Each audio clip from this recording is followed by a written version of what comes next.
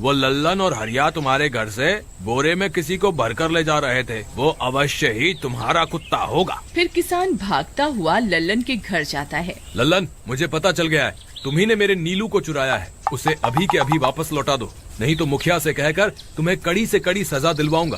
अरे हरिया भाई, इसे कैसे पता चल गया? मुझे लगता है किसी ने हमें उसे चुराते हुए देख लिया होगा। मुझे अभी के अभी मेरा कुत्ता वापस करो, नहीं तो अच्छा नहीं होगा। भाई, तुम्हारे कुत्ते को तो हमने 100 मुद्राओं में बेच दिया। अब तुम चाहो तो सारी मुद्राएं रख लो और हमें छोड़ दो। नहीं नहीं, मुझे मेरा कुत्ता ही चाहिए। तुम्हारे पास कल सुबह तक का वक्त है। कैसे भी करके उस व्यापारी को ढूंढो और मुझे मेरा कुत्ता वापस ला कर दो, नहीं तो जेल जाने के लिए तैयार हो जाओ। इतना बोलकर किसान वहाँ से चला जाता है। अरे मर गए रे, अब क्या करें? ये तो थानेदार की धमकी देकर गया है। लल्लन भाई, मुझे जेल नहीं जाना, कुछ करो ना। हाय रे, अब क्या होगा? चलो उस सेठ को ढूंढते हैं, उसे उसके सारे पैसे लौटाकर उस कुत्ते को वापस ले लेंगे। वे दोनों उस सेठ की तलाश में निकल पड़ते हैं, लेकिन बहुत देर तक ढूंढने पर भी उन्हें वह सेठ नहीं मिलता। लल्लन भाई, यहाँ तो उस सेठ का कोई नामो निशान ही नहीं है। न जाने अब तक कहाँ निकल गया होगा। अब क्या करें? हमारे पास कल सुबह तक का ही वक्त है। अरे आर्या, वो देख, ये तो बिल्कुल किसान के कुत्ते जैसा ही लग रहा है। तुम्हारी आंखों में मोतियाबिंद हो गया है क्या बेवकूफ? किसान का कुत्ता नीले रंग का था और ये तो भूरे रंग का है। क्या तुम्हें नीले और भूरे रंग में फर्क दिखाई नहीं देता? अरे तो क्या हुआ, अगर हम इसे नीले रंग से रंग दें तो उसके बाद ये हूबहू नीलू जैसा ही दिखेगा। बात तो तुम सही कहते हो भाई। चलो फिर देर किस बात की, अभी इसे पकड़ते हैं। फिर वे दोनों उस कुत्ते को पकड़कर अपने घर ले जाते हैं और नीले रंग का पानी घोलकर उसे उसमें डुबो कर उसका रंग भी नीला कर देते हैं। अरे भाई हरिया, ये तो बिल्कुल नीलू जैसा ही दिख रहा है।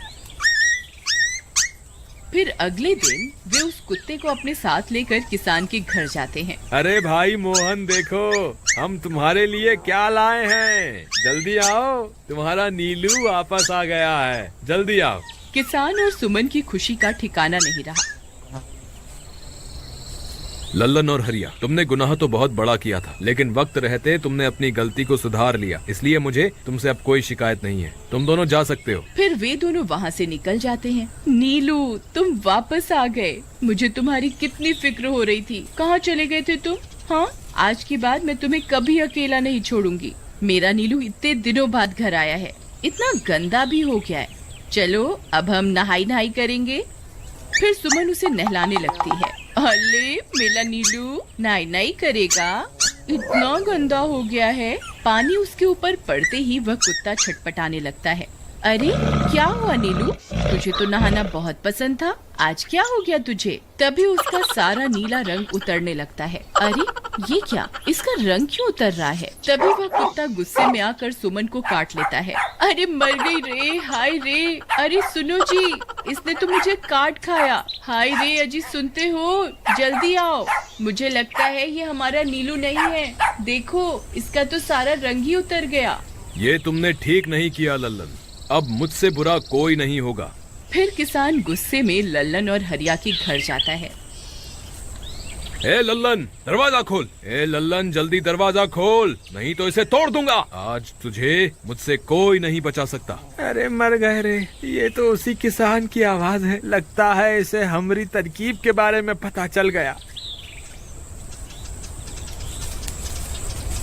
अरे क्या हुआ भाई, इतने गुस्से में क्यों हो? तुम्हें क्या लगता है मैं बेवकूफ हूँ? तुम किसी भी आवारा कुत्ते को नीला रंग चढ़ाकर हमें दे दोगे और हम मान लेंगे कि वो नीलू है। भाई हमें माफ कर दो, हमने उस सेठ को ढूंढने की बहुत कोशिश की, लेकिन उसका कोई नामो निशान नहीं मिला। भाई तुम ये 100 मुद्राएं रख लो, अब इससे ज्यादा हम तुम्हारे लिए और कुछ नहीं कर सकते। अगर तुम चाहो तो हमें जेल भिजवा दो, हम दोनों अपनी गलती की सजा काटने को तैयार हैं। किसान उदास हो जाता है और उनसे 100 मुद्राएं लेकर वापस अपने घर आ जाता है।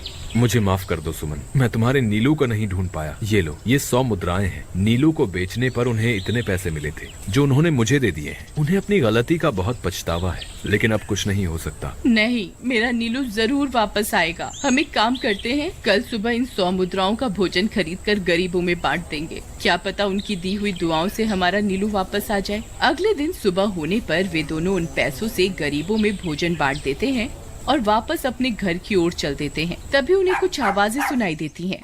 वे दोनों चौंक जाते हैं।